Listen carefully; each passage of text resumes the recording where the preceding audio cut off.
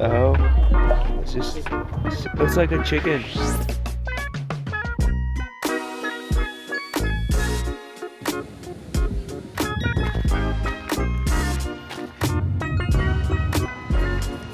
I've been to so many places in Asia, in Europe, and nothing prepared me for Africa. This is my first time in Cape Town and it blew my expectations away. And part of that reason is that I'm able to capture a lot of beautiful moments in Cape Town. So today I'll be sharing how I document my life with the Ricoh GR3, DJI Pocket 3, and also the iPhone.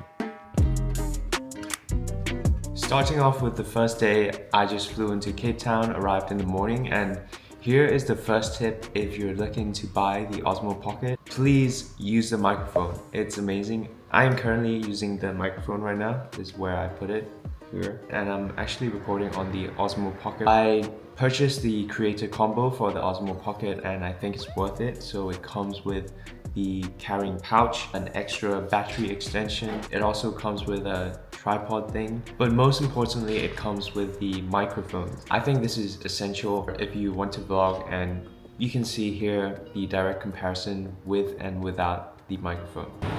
Cape Town, guys, just arrived. It's 8 a.m. super early. I'm so sleepy. We're currently waiting for the Uber right now. I don't have anything planned today, so we have time between 9 a.m. till around 4 p.m. and then at 5, I have to come back to the hotel for a briefing. So I'm gonna go back to the hotel, find things to do in the meantime, and then, yeah. This trip is actually a part of the university course called Global Experiences, where they take students to different parts of the world to discover business in different contexts and cultures. I went to farmers market with friends and they had all kinds of cool things like clothes, food, tea, and also drinks, so I highly recommend this farmers market.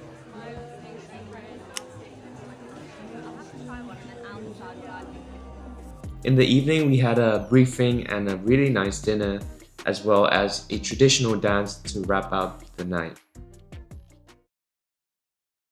The next day, the first thing we went to is District 6, which is a museum about the history of Cape Town, particularly the apartheid and the things that people had to deal with due to segregation. Overall, I think it's a great place to visit if you're interested in the history of Cape Town. In terms of what we did during the afternoon, we actually went to the Lion's Head Trail and then we hiked about 15-20 minutes and then we went to a location called The Rock. And the view of the sunset is super nice in this location. One tip I have for the DJI Osmo Pocket is that you should pan with intention, because when you pan the camera and you have some weird movements, the flow of the video gets interrupted and it doesn't look as nice.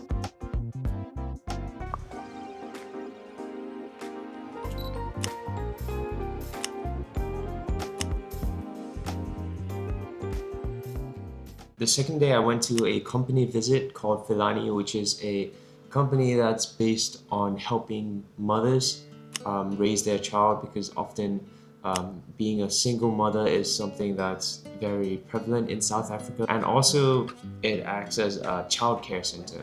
I didn't record a lot of videos with the Osmo Pocket and mainly just some pictures and videos from my iPhone because I feel like it was just a more casual kind of thing.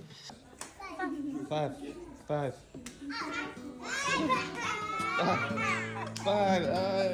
In the evening, we went to Camps Bay Beach, which is another excellent location to see the sunset.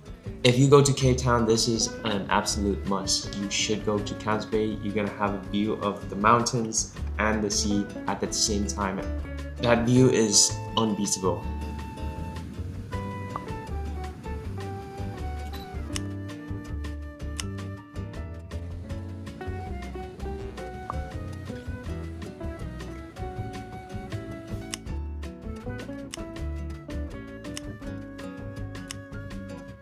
Another thing that you can instantly see is the importance of lighting, right? These two images are taken minutes apart and the difference is night and day. One image is dull, it has no light, and the other image is vibrant, warm, and dreamy, and it's a lot nicer when you shoot with good lighting.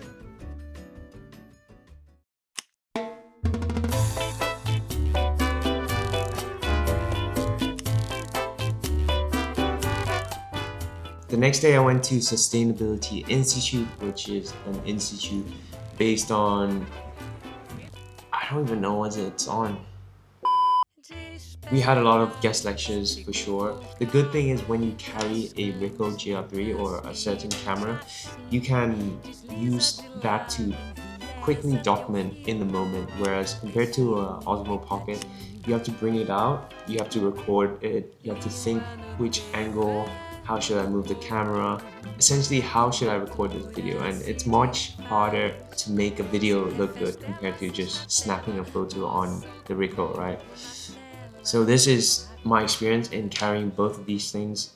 Again, in the evening, my favorite part of the day, we went to Table Mountain, which is another location that's famous for watching sunsets, and it has beautiful views. You can take the cable up. We were planning to take the cable, but then it was too windy, so we had to walk up to the base of the mountain instead of going to the top. You know, just walking, I think it was a great experience. The sunset already looks beautiful here. I think it was one of the best hikes. It only took 30 minutes to reach the base of the mountain, but it was quite a steep climb. The view is great. I definitely recommend it.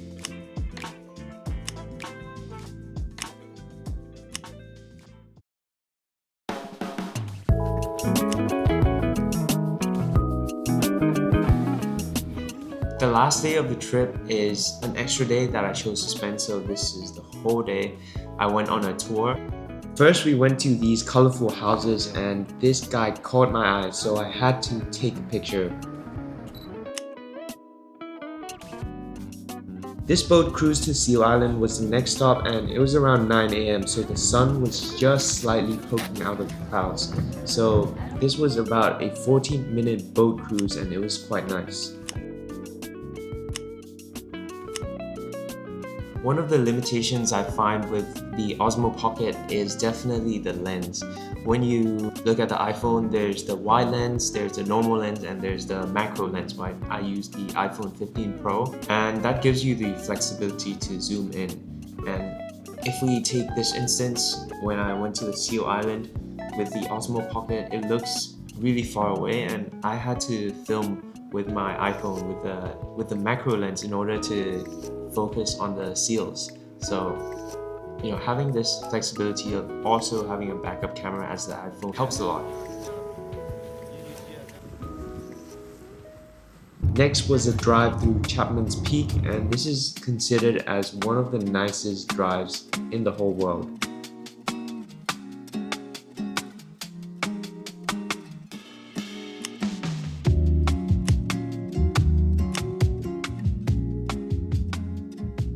The next location we went to is Cape Point and Cape of Good Hope, and this is a very popular tourist spot.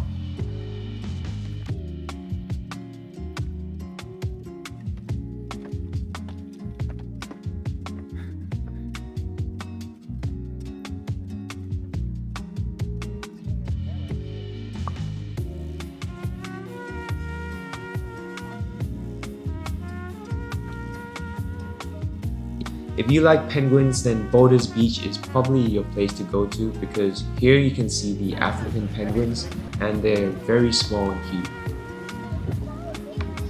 Overall, using these three devices together at the same time can get pretty hectic.